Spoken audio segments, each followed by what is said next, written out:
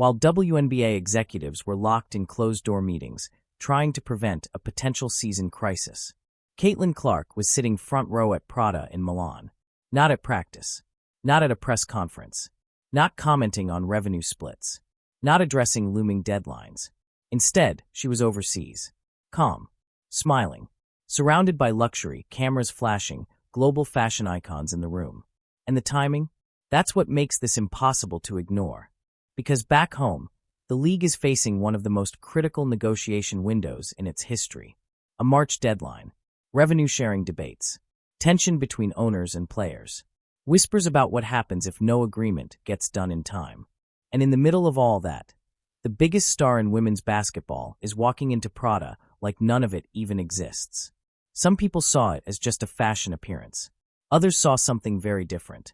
Because when the face of your league is expanding globally while the league itself is negotiating survival-level details, that's not random. That feels intentional. The question isn't whether Caitlin Clark knew what she was doing. The real question is, what message did that send? And if you look closely, it might have been louder than any press conference ever could be. But to understand why this moment hit so hard, you have to look at what that Milan appearance actually represented. Because it wasn't just fashion. It was positioning. And that's where this story really begins. Let's set the scene properly. Milan Fashion Week. One of the most exclusive global stages in the world. The kind of event where legacy fashion houses decide who belongs in elite circles and who doesn't. This isn't a casual invite. You don't just pull up to Prada. You're selected. And Caitlin Clark didn't just attend. She was seated front row. Front row means brand alignment. It means value. It means global recognition.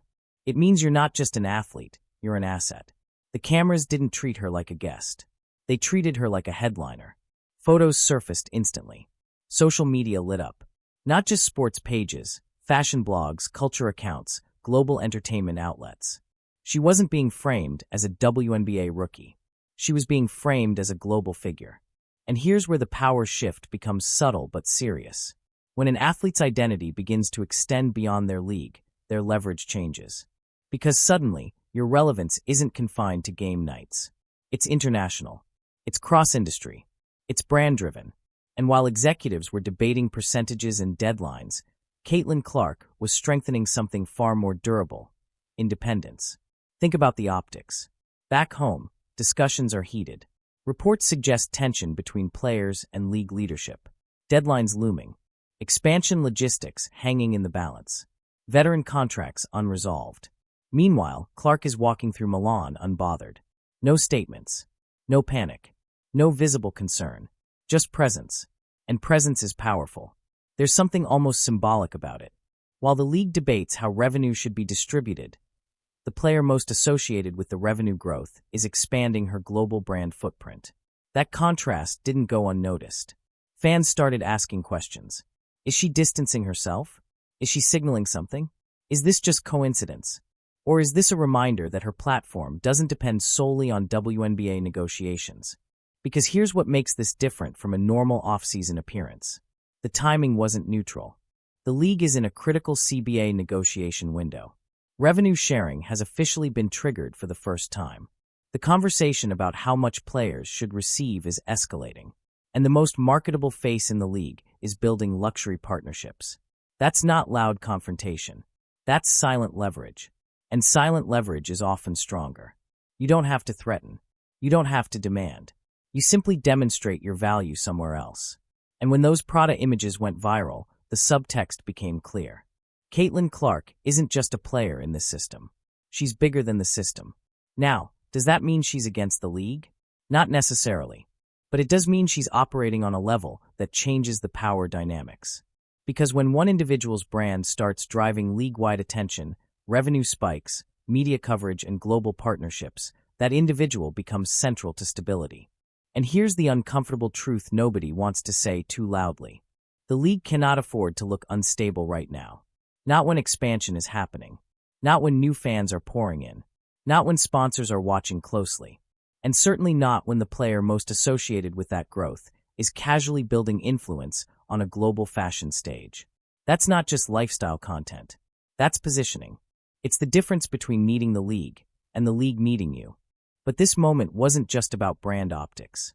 It happened at the exact same time something else was building behind the scenes. Something that could impact the entire season. And once you understand what's happening with that March deadline, the Milan appearance feels even more strategic. Because while Caitlin Clark was seated comfortably in Prada, the clock back home was ticking. And what that deadline represents could reshape everything. Back in the United States, the atmosphere isn't nearly as calm as Milan. There's a date circled on the calendar. March 10th. And depending on who you ask, that date is either a routine checkpoint or the pressure point that could shake the entire season. Here's what's happening behind the scenes. For the first time in league history, revenue sharing has officially been triggered. That sounds positive, and in many ways, it is. It means the league has generated enough money to open the door for players to receive a share beyond their base salaries. But that's where the harmony ends. Because now comes the real fight. How much? Players want revenue sharing tied directly to salaries moving forward. They want a structure that reflects the growth the league has seen over the past year. They want percentages that recognize the surge in ratings, ticket sales, and sponsorship interest. Ownership, on the other hand, is looking at sustainability, long-term balance, expansion costs, infrastructure growth. They're framing their proposal as fair and forward-thinking. The problem? Neither side sees the other's version as enough. Reports suggest the league told the Players Association that if a term sheet isn't finalized by March 10th, the season could be impacted. Not officially canceled, not fully delayed, but impacted. And that word alone carries weight. When players heard that timeline, it reportedly didn't sit well. Especially because there were claims that the league took weeks to respond earlier in negotiations. So now, to suddenly present a hard deadline? Some players interpreted that as pressure. Pressure to accept terms they may not be fully comfortable with. Pressure to move quickly. Pressure to compromise. And here's why that's dangerous timing. Nearly the entire veteran class is approaching free agency. Expansion logistics still need to be handled. Housing benefits are still being debated. There are structural issues that haven't been finalized. In other words, this isn't a minor contract update. This is foundational. And foundations aren't rushed without consequences. The league is trying to position the March 10th date as practical. They're saying they need clarity to ensure the off-season calendar runs smoothly. Expansion drafts need preparation. Free agency needs parameters. The season schedule needs confirmation. That makes sense. But from the player's perspective, it feels like leverage. And leverage conversations become more intense when the league's financial growth is at the center of the debate. Because here's the part nobody can ignore. The revenue spike didn't happen in a vacuum. Interest surged. Ratings climbed. Attendance jumped. Media coverage expanded beyond traditional sports outlets. The league is in a growth window. And growth windows are exactly when negotiations get complicated. If you're a player, you're thinking, this is the moment to secure long-term value. If you're ownership, you're thinking, we have to balance momentum with stability. Both sides believe they're protecting the future. But futures look different depending on where you're standing. Now here's where this ties back to Milan. While all of this tension is building, while insiders are debating percentages and deadlines, Caitlin Clark is overseas, amplifying her brand in rooms where the WNBA isn't the headline. That contrast doesn't just look dramatic. It feels symbolic. Because if the season were to be delayed or impacted, who would feel it most? The league. Sponsors. Expansion markets. Broadcast partners. Momentum. But Caitlin Clark? Her visibility doesn't disappear. Her brand doesn't pause. Her influence doesn't shrink. That's not speculation. That's the reality of cross-industry positioning. And this is why the optics matter so much. When your league is negotiating from a place of tension, and your biggest star is demonstrating global independence, that shifts perception. It suggests that the power dynamic isn't one-sided anymore. And that's what makes this negotiation window different from previous years. This isn't just about numbers. It's about timing. It's about influence. It's about understanding who truly holds leverage when growth is peaking. And here's the tension building underneath it all. If March 10th passes without resolution, the narrative won't just be about stalled negotiations. It'll be about instability during the league's most visible era. And instability during a visibility surge is the last thing executives want. Because sponsors don't invest in chaos. They invest in confidence. Which leads to the bigger question. If the league's revenue surge is tied, even partially, to one transcendent figure. What happens when that figure continues to expand beyond the league's ecosystem? And that's where this story moves from negotiation drama to something much bigger. Because the growth we're seeing right now, it didn't appear out of thin air. And in the next section, we have to talk about the part nobody wants to say too loudly, the Clark effect, and whether it's reshaping more than just ratings. Here's where the conversation gets uncomfortable. Because while executives talk percentages and players debate structures, there's one factor hovering over everything. And nobody in official press conferences wants to frame it directly. But fans already have. The growth, the spike, the surge in attention. It didn't happen randomly. Over the past year, the WNBA has experienced something it hasn't seen at this scale before. Ratings climbed to levels that surprised even optimistic projections. Arenas that used to have empty seats were suddenly packed. Road games started feeling like home games, not because of the teams, but because fans were showing up specifically to see one player. Merchandise sales skyrocketed. Broadcast numbers improved. Media segments expanded beyond sports networks into mainstream conversation. That shift coincided with one name, Caitlin Clark. Now, let's be clear. The league has talented stars across the board. Elite athletes, established veterans, championship winners. The foundation was already there. But momentum? Momentum needs a spark. And Clark became that spark. Her college career built a following that didn't fade after draft night. It carried over. It intensified. It expanded. Casual viewers who had never watched a full WNBA game before suddenly tuned in. Ticket demand increased not just in her home market, but on the road. That's rare. And when something rare happens in business, it changes the leverage structure. Because revenue doesn't just grow quietly. It changes negotiation rooms. For the first time ever, revenue sharing was triggered. That's not minor. That's historic. It signals financial thresholds being crossed. And it just so happens that those thresholds were crossed during the same era that Caitlin Clark entered the league. Is she the only reason? Of course not. But is she a major factor in accelerating visibility and commercial interest? That's harder to deny.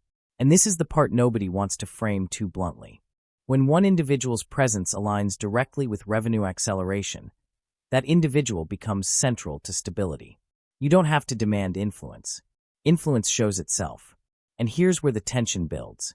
If negotiations were to stall, if the season were to be delayed, if instability were to overshadow momentum, who stands to lose the most?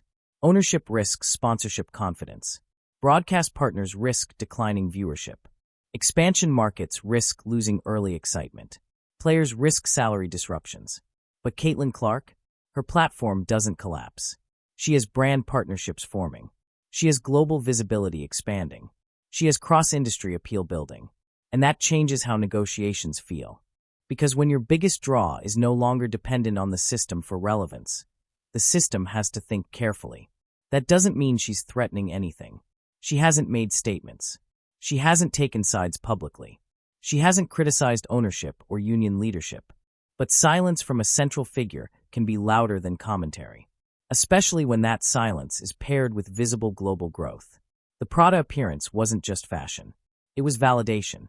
Luxury brands don't align with uncertainty. They align with long-term value. They align with faces that move culture. They align with individuals who carry momentum beyond one arena. And that's what makes this negotiation window so delicate.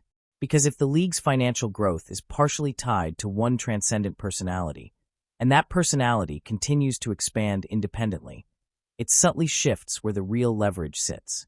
No ultimatums needed. No dramatic statements. Just optics. And optics shape narratives. Now imagine this from an executive perspective. You're negotiating revenue distribution. You're trying to maintain long-term financial sustainability. You're managing expansion logistics. And at the same time, your most visible star is sitting front row at one of the world's most elite fashion events. Not looking concerned. Not looking rushed. Not looking dependent. That's powerful imagery. It communicates security. It communicates independence. It communicates options. And when someone has options, negotiations feel different. That's not confrontation. That's positioning. But here's where this story gets even more layered. Because the real power move might not be about fashion or revenue at all. It might be about restraint. What she hasn't said. What she hasn't done. what she hasn't reacted to. Because sometimes dominance isn't loud. Sometimes it's controlled. And the silence surrounding her right now? That might be the strongest signal in this entire situation. But to understand that fully, we need to look at what she's deliberately avoiding, and why that restraint might be strategic. Because what she didn't do during this negotiation window might matter more than what she did. Here's something that doesn't get enough attention. Caitlin Clark hasn't said anything. No public frustration. No cryptic tweets. No interviews hinting at tension. No subtle digs at ownership. No visible alignment with either side. In a moment where everyone seems to be choosing positions, she hasn't chosen one publicly at all. And that might be the most strategic move in this entire situation. Because when negotiations get heated, people expect the biggest names to speak, to rally, to take a stance, to apply pressure. She didn't. Instead, she stepped into a completely different arena. Luxury fashion, global branding, cultural positioning. And that shift feels intentional. Think about how powerful it is to not react. When deadlines are announced, silence. When reports suggest pressure tactics, silence. When speculation spreads about season impact, silence. But not inactive silence. Productive silence. There's a difference. She's not disappearing. She's expanding. And that distinction matters. Because when you operate from expansion instead of reaction, you change the energy of the room. She's not negotiating in the press. She's not amplifying tension. She's not fueling division. She's simply continuing to build. And when someone keeps building while the system debates structure, that's leverage without confrontation. It says, I'm not dependent on this moment. That doesn't mean she doesn't care. It means she understands positioning. Let's look at this from a long-term perspective. Athletes who tie their entire identity to league politics often find themselves trapped in cycles of negotiation drama. But athletes who expand into brand ecosystems, global markets, cross-industry partnerships, they create insulation. Insulation from instability. Insulation from scheduled disruptions. Insulation from structural uncertainty. Clark's Milan appearance wasn't loud, but it was layered. It demonstrated that her relevance travels. It demonstrated that her audience isn't confined to one fan base. It demonstrated that luxury houses see value in her beyond stat lines. And here's what makes that timing so sharp. The league is trying to stabilize expansion, trying to secure long-term confidence, trying to maintain momentum during sensitive negotiations. And at the same time, the player most associated with that momentum is reinforcing her independence. That's not rebellion. That's insurance. And when you have insurance, you don't rush. You don't panic. You don't scramble. You operate calmly. That calmness might be the part that unsettles people the most. Because if the season were impacted, if negotiations extended, if tensions escalated, her brand trajectory doesn't suddenly collapse. It continues, and that shifts power in subtle ways. Now imagine being in a negotiation room, knowing that the individual driving unprecedented attention isn't publicly demanding anything, but also isn't visibly concerned. That forces caution. It forces awareness. It forces ownership to recognize that instability doesn't just hurt players. It risks slowing the momentum she helped accelerate. And here's the key. She doesn't have to threaten departure. She doesn't have to suggest dissatisfaction. She doesn't have to hint at anything. All she has to do is keep growing. Because growth outside the system creates negotiation gravity. You don't pull aggressively. You let the system lean toward you. And that's what this feels like. A quiet gravitational shift. Now here's where this becomes even more complex. This isn't just about owners versus players. It's about perception. Fans are watching closely. Sponsors are watching quietly. Media narratives are forming. If instability overshadows the league during its most visible era, that narrative sticks. But if stability aligns with continued star growth, that narrative strengthens. Clark's silence preserves flexibility. She can support players later. She can align publicly if needed. She can speak when the moment calls for it. But right now, she's letting the optics speak. And the optics are powerful. Because they show a star who isn't scrambling. They show a figure whose influence doesn't shrink during uncertainty. They show someone operating on a timeline that isn't dictated by internal pressure. And that's rare. Most athletes react. Very few reposition. But this isn't the end of the tension. Because the real test hasn't happened yet. The deadline hasn't passed. The final agreement hasn't been signed. And if March 10th comes and goes without resolution, the ripple effects won't be quiet. That's when everything becomes real. And that's when we have to ask the biggest question of all. If the league blinks, who actually holds the power? Now let's talk about the scenario nobody wants to openly predict. What happens if March 10th passes, and there's no agreement? Not speculation, not exaggeration, just real consequences. If negotiations stall, the season timeline gets shaky. Expansion plans get complicated. Free agency freezes in uncertainty. Sponsors start asking quiet questions. Broadcasters start recalculating projections. Momentum doesn't vanish overnight, but it slows. And momentum is everything right now. The league is in a growth window. New eyes, new markets, new energy, expansion buzz, corporate interest, cultural relevance climbing higher than it has in years. Instability during that window would be costly, not just financially, but narratively, because once doubt creeps in, it's harder to remove. Now think about how this intersects with Caitlin Clark's positioning. If the league stabilizes, she thrives inside a growing system. If the league stumbles, she still thrives. That's the difference. Her brand momentum isn't solely tied to a finalized revenue percentage. It's tied to visibility, identity, and cultural presence. And that's why this moment feels bigger than just a CBA negotiation. It's about dependency. Does the star depend on the league more? Or does the league depend on the star's momentum more? Historically, leagues always held the structural power. But this era feels different, because visibility can now travel independently. Social platforms amplify personalities. Global brands create alternative ecosystems. Athletes are no longer limited to local exposure. Clark's Milan appearance reinforced that. She's not confined to one market. She's not confined to one audience. She's not confined to one revenue stream. And when that's true, negotiations shift subtly. No one is saying she's threatening anything. No one is suggesting she's walking away. But perception matters. And perception right now says this. The league is negotiating from a place of urgency. She is operating from a place of expansion. That contrast alone shifts psychological leverage. Now imagine if the season were delayed. Fans would be frustrated. Players would be vocal. Media would be relentless. But Clark, she would still have brand appearances, partnerships, visibility, international relevance. That's insulation. And insulation reduces pressure. Meanwhile, the league cannot afford to lose rhythm. Not during expansion. Not during sponsorship growth. Not during a surge in first-time viewers. Because if that surge cools off due to instability, rebuilding that energy becomes harder. So the real tension isn't just about percentages. It's about protecting momentum. And protecting momentum means protecting the face of that momentum. That's why this moment feels strategic, even if it wasn't designed to be dramatic. Because sometimes power isn't about what you demand. It's about what you represent. And right now, Caitlin Clark represents acceleration. Acceleration the league wants to preserve. Acceleration sponsors want to align with. Acceleration expansion teams want to capitalize on. If the league blinks, if instability becomes public, the ripple effects won't just impact players. They'll impact perception. And perception drives money. Which brings us back to Milan. Back to Prada. Back to the calm, composed presence sitting front row while negotiations intensify an ocean away. That image wasn't chaotic. It wasn't reactive. It was controlled. And controlled energy during uncertainty sends a message. Not loud, not aggressive, just clear.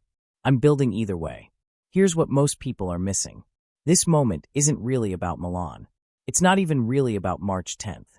And it's bigger than revenue percentages. What we're watching might be the beginning of a structural shift in how power works inside professional women's basketball. Because historically, leagues dictate value. They set the framework. They control salary caps. They determine revenue splits.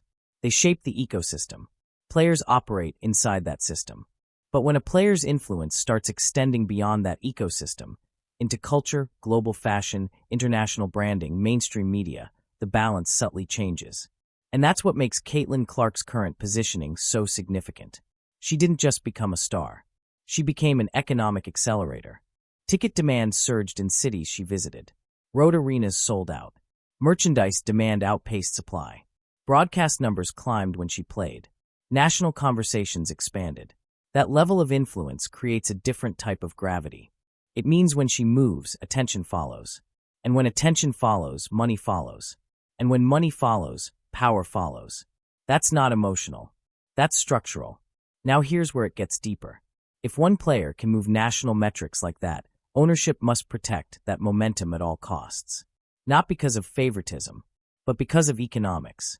And when negotiations take place during that kind of surge, ownership has to consider something carefully. How do we preserve growth without disrupting the engine driving it? That engine isn't one person alone, but it's impossible to ignore who accelerated it. Now imagine a scenario 5 years from now. The league expands further. New media deals increase revenue. Global partnerships multiply. Luxury brands continue aligning with star players. If Clark continues on this trajectory, building outside influence while dominating inside the sport, she becomes something rare. A cultural bridge. Someone who connects traditional sports audiences with fashion audiences, mainstream media, international viewers, and casual fans. That's not common. And when someone becomes that bridge, the league's relationship with that individual becomes strategic. Because losing momentum at that level isn't just about basketball anymore. It becomes a brand risk. And that's why her silence matters.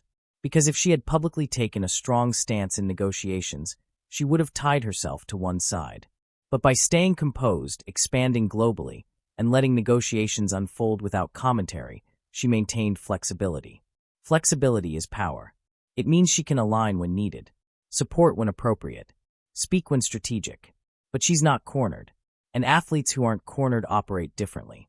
Now here's another layer people aren't talking about. Younger players are watching. Future draft classes are watching. International prospects are watching. They're seeing that it's possible to build an identity that isn't fully dependent on league structure.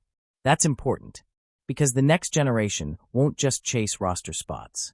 They'll chase influence. They'll build personal brands earlier. They'll negotiate differently. They'll approach contracts with awareness of their off-court value. Clark's positioning may unintentionally redefine expectations. Not in a rebellious way, in an evolutionary way. And evolution doesn't happen loudly. It happens gradually, until suddenly it's normal. 5 years ago, front row Fashion Week appearances weren't common discussion topics in women's basketball coverage. Now they're part of the narrative. That shift is cultural. And culture drives money faster than policy does. Which brings us back to the WNBA. The league is at a crossroads. It can handle this moment with stability and foresight, aligning growth with fairness and long-term planning. Or it can let short-term tension overshadow long-term momentum. Because if instability were to slow growth now, the opportunity cost would be massive. Sponsors don't like uncertainty. Broadcast partners don't like disrupted schedules. Expansion markets don't like hesitation. And fans don't like chaos during peak excitement. This isn't fear-based. It's reality. And the reason this feels so pivotal is because the league is finally experiencing widespread attention. The spotlight is brighter than it's been in decades. But spotlights amplify everything. Success looks bigger. Tension looks bigger. Mistakes look bigger. And so do power shifts. Caitlin Clark walking into Milan calmly during negotiation tension symbolized something subtle but powerful. The star isn't anxious. The star isn't scrambling. The star is growing. That sends a signal, not of defiance, but of independence. And independence in professional sports has historically led to structural change. Sometimes slow, sometimes dramatic, but always transformative. Now, none of this guarantees conflict. An agreement may be reached smoothly. Revenue may increase. Housing disputes may resolve. Expansion may thrive. And the league may continue rising without interruption. But even if that happens, this moment will still matter. Because it revealed something. It revealed that the biggest figure in the league isn't confined to it. And once that's clear, negotiations are never the same again. The dynamic changes. The leverage becomes more nuanced. The conversations become more strategic. And the future becomes more interesting. This isn't just about Caitlin Clark sending a message. It's about whether the league recognizes the message without words. Because the loudest shifts in sports history rarely begin with confrontation. They begin with positioning. And positioning is exactly what we're watching unfold. Here's the reality. Caitlin Clark didn't call a press conference. She didn't post a statement. She didn't criticize ownership. She didn't pressure the union. She didn't insert herself into the headlines. She simply showed up somewhere else. And sometimes that's louder than anything you could say. Because while the league debates structure, she's expanding influence. While deadlines approach, she's reinforcing brand power. While negotiations intensify, she's demonstrating independence. That doesn't mean she's against the system. It means she's not limited by it. And that distinction matters. This might not be a confrontation. It might not be a standoff. It might not even be intentional symbolism. But the optics? The optics are powerful because they suggest something bigger than a contract debate. They suggest a new era. An era where the biggest star doesn't just wait for the league to define her value. She defines it herself. The March deadline will come and go. An agreement will likely be reached. The season will probably move forward.